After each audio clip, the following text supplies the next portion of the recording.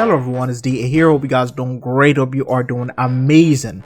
I often see questions where people ask which Warframe is the best to run as a melee frame, and a lot of times when they ask you that question, they're talking about running solo or maybe with a group of friends. And when judged, most people leave the criteria up to damage and exalted abilities.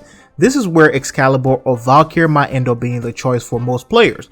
But after a much needed research, I have reached a conclusion on the best Warframes for those of you who like running with your melee weapons only.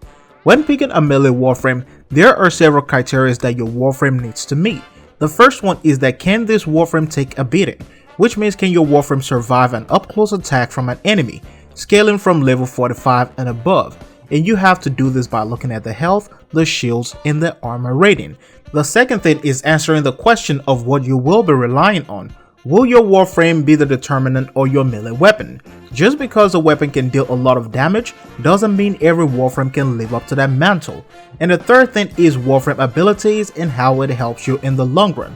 So you must examine the defensive capabilities, offensive capabilities, and the utility of every item involved. Survival missions are what I use to test and set the goal for this. I created a 30 to a 1 hour range to see how a lot of these Warframes perform with any melee weapon. Now the Warframes to consider are Chroma, Excalibur, Inaros, Wukong, Ashe, Loki, Ivara, and Valkyrie. I grouped these Warframes to make it easier to understand. Chroma, Excalibur, and Ashe falls under the offensive only factor due to the armor ratings and the limit in their health pool. These frames will fall short after certain levels. They can deal damage and scale very well, but they cannot get close if all else fails. The combination of Life Strike and Rage might help, but these have been tested to have their own limits. Now remember, this is based on the skills of an average Warframe player. This is not based on the skills of an expert or a super vet. Now Loki, Ivara, Valkyrie will fall under the levels of a defensive melee frame due to their cunning or high armor rating.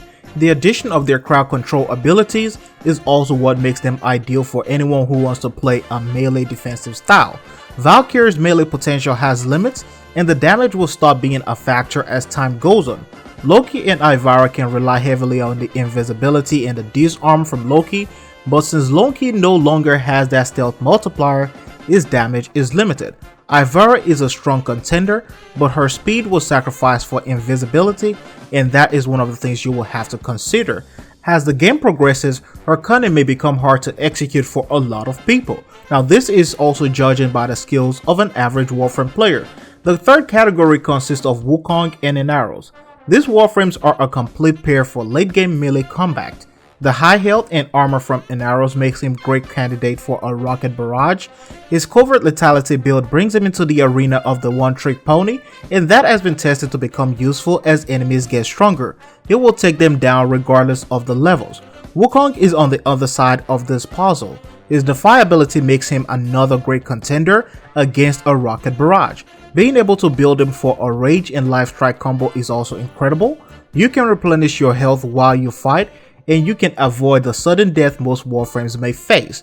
The great offensive addition is adding time to your combo counter.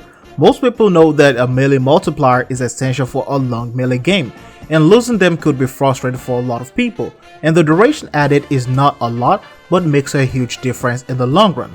These categories are created to help you narrow down the choices in a melee combat, but I'm also a strong believer that skills are also essential to a lot of these things, and they are something you have to consider and develop over time.